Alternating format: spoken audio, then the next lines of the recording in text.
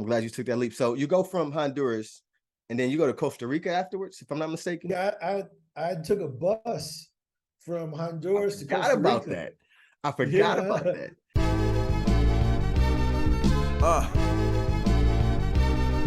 Yeah.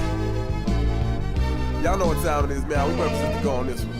Yeah. I was like, dude, I gotta get out of here, man. I'm leaving. Because and it was different because I didn't have community either, right? Even though I knew Darian had people that he had been with for 8 months, that there were his coworkers.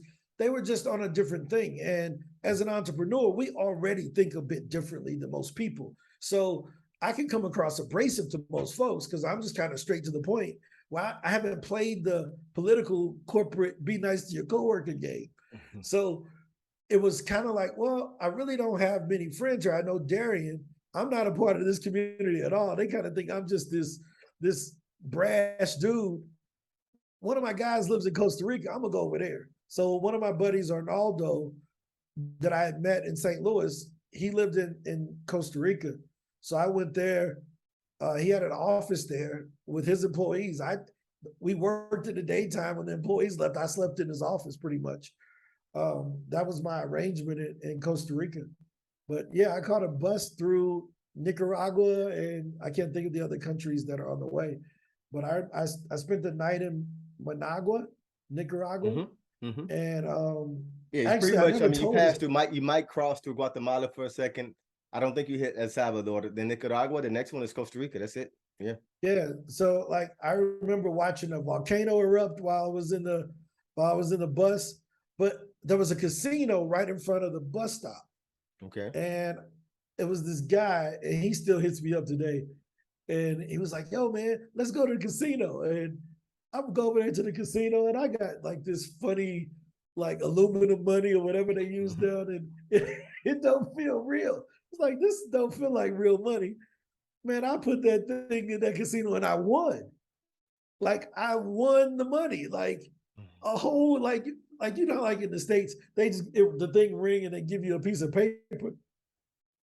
Whoever owned that store was pissed because all them quarters came out. It's real quarters. Right? You're super all lucky. The coins came out, man. So I got all these coins and I'm trying to do them. And I don't know how to count the Nicaraguan money. So I'm just like, yo. I don't know what I have. It's monopoly money. I had no clue, man. And I give it to the dude. He give me some paper back. I'm sure he ripped me off. Oh, right? Of course. But I was definitely better off than the one quarter I put in there. You put in a quarter or something, they give you back paper, you won, right? So, but yeah, that was I won the lottery while I was in the casino, the jackpot on the slot machine in that casino. DR. I don't even know where to start. Well, even before we get to the DR, I'll just say this about the Costa Rican trip.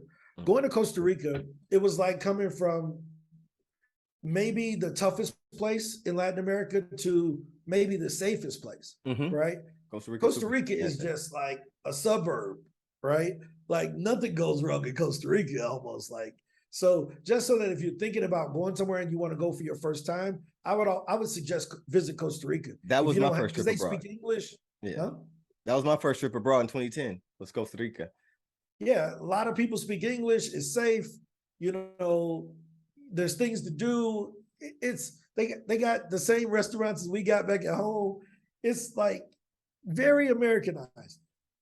You know, so I would, if we scared you with the Honduras thing, I want to say that Costa Rica is probably one of the safer places to go where you'll get a Latin American experience without a lot of the hassles, you know. But we were talking about the DR. No, I agree, actually. So really with that transition, I can bring up this point.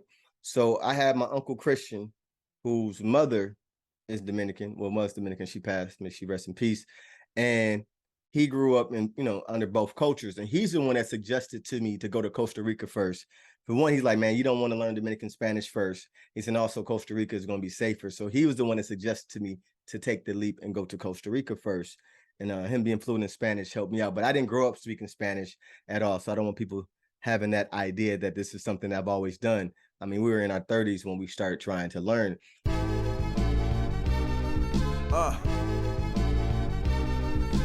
Yeah. Y'all know what time it is, man. We represent to go on this one. Yeah. Yeah, it's going down, y'all.